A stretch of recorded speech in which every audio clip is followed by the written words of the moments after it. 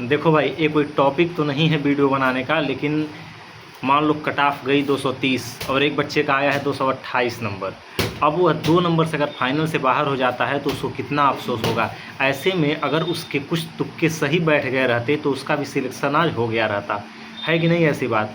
और तुक्का इस एग्ज़ाम में मारना ही मारना है। सबको तो 150 प्रश्न आएंगे नहीं, सबको तुक्का मारना है, लेकिन एक सही तरीके से अगर तुक्का लगाया जाए और अगर आप 10 प्रश्न तुक्का लगा रहे हैं तो और उसमें से 3-4 प्रश्न सही हो जाएं हमारे, तो कितनी अच्छी बात होगी।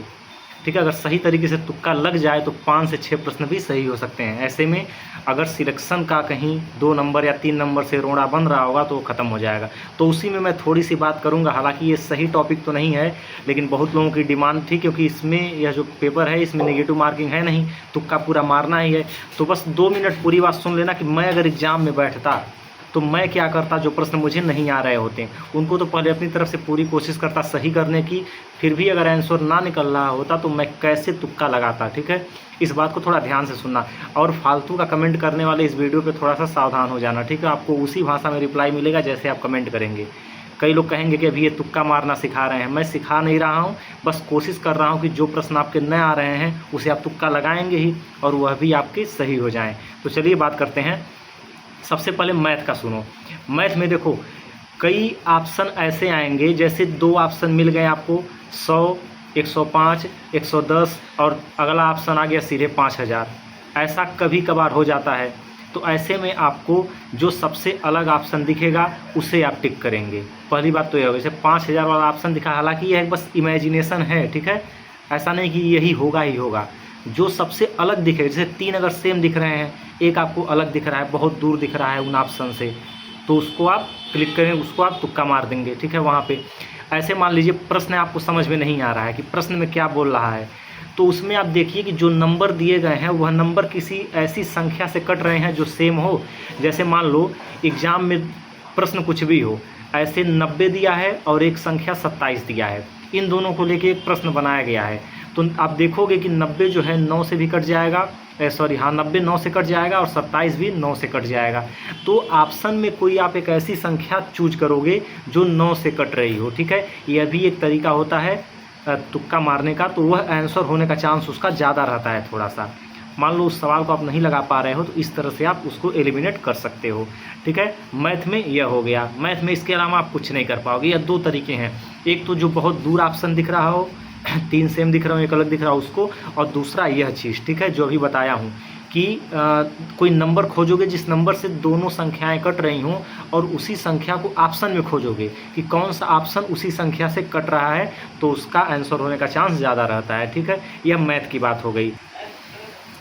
चलो अब बात हिंदी और जीएस की कर लेते हैं, जो कि सबसे ज़रूरी है। थ्योरेटिकल सब्जेक्ट में तुक्के का क्या प्रोसेस है उस पर थोड़ा सा बात कर लेते हैं। पहली बात आप जान लीजिए कि हिंदी और जीएस में किसी भी ऑप्शन में अगर ब्रैकेट में करके कुछ दे दिया, जैसे 4 ऑप्शन है और एक ऑप्शन के ब्रैकेट में भी कुछ लिख दिया है साथ साथ में, तो 100% आपका वही सही होगा। अगर वह प्रश्न आपको न आ रहा हो तो आंख मूंद के आप उसी पे तुक्का लगा सकते हैं। चारों ऑप्शन में जिस ऑप्शन में कुछ ब्रैकेट में अलग से दे दिया हो उसको आप लगाएंगे। ठीक है, और जीएस में मैं यह देखा हूँ, जीएस में जो सबसे बड़ा ऑप्शन होता है उसको आप, अगर वो प्रश्न आपको नहीं आ रहा है तो आंख बंद करके आप उसी को आंसर लगाएंगे। ठीक है, जो ऑप्शन सबसे बड़ा रहेगा।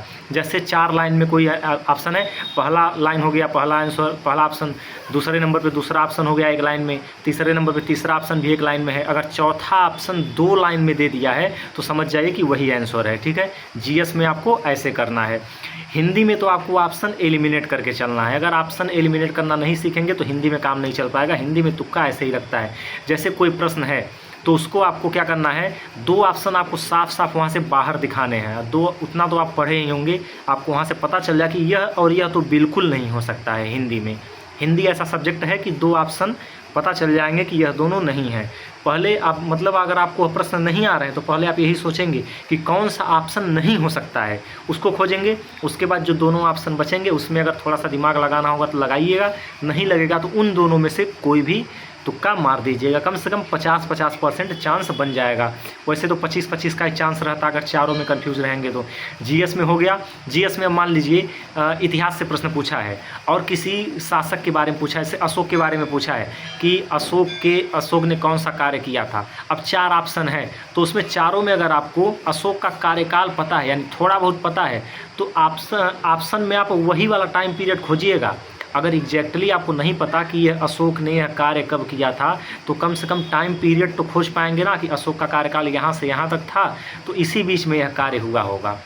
ठीक है। और मैं आपको जीएस में बता दूं, आपको जीएस में 3 प्रश्न ऐसे मिलेंगे, कम से कम 3 प्रश्न जो आपके एकदम व्यवहारिक प्रश्न होंगे, लेकिन उनकी लैंग्वेज समझ में ही नहीं आएगी।